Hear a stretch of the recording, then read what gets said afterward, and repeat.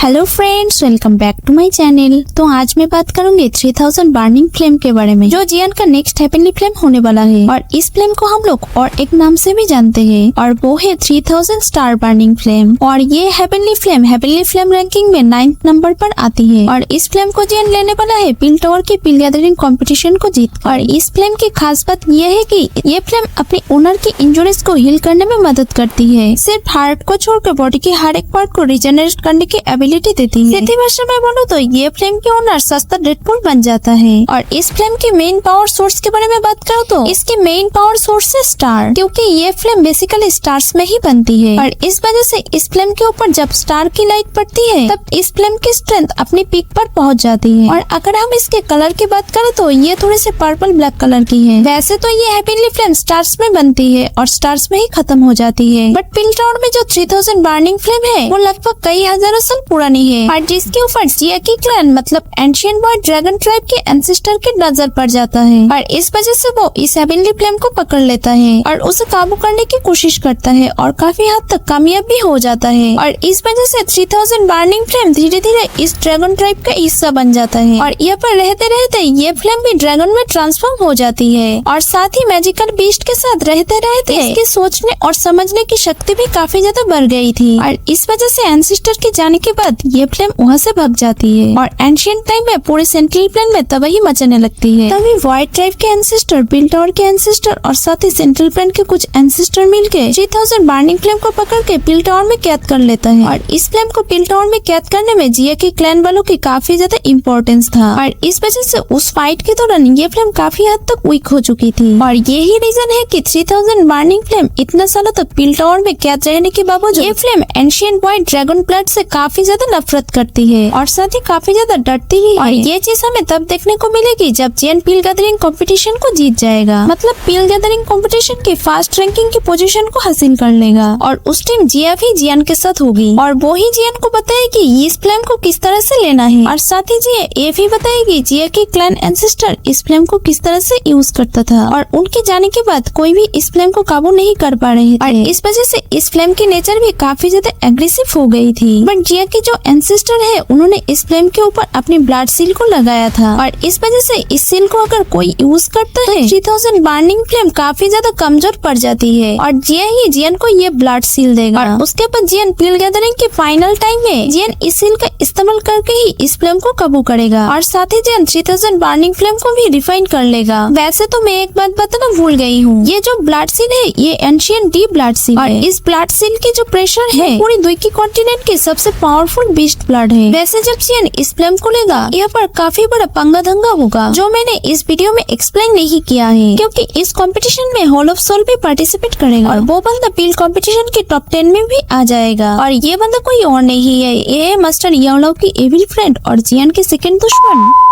तो अगर आप लोगों को इस बारे में डिटेल एक्सप्लेनेशन वीडियो चाहिए तो आप लोग नीचे कमेंट में मुझे बता सकते हो। मैं जल्दी ही इसके ऊपर वीडियो लाने की कोशिश करूंगी। तो मैं मिलती हूँ नेक्स्ट वीडियो में, तब तक के लिए बाय।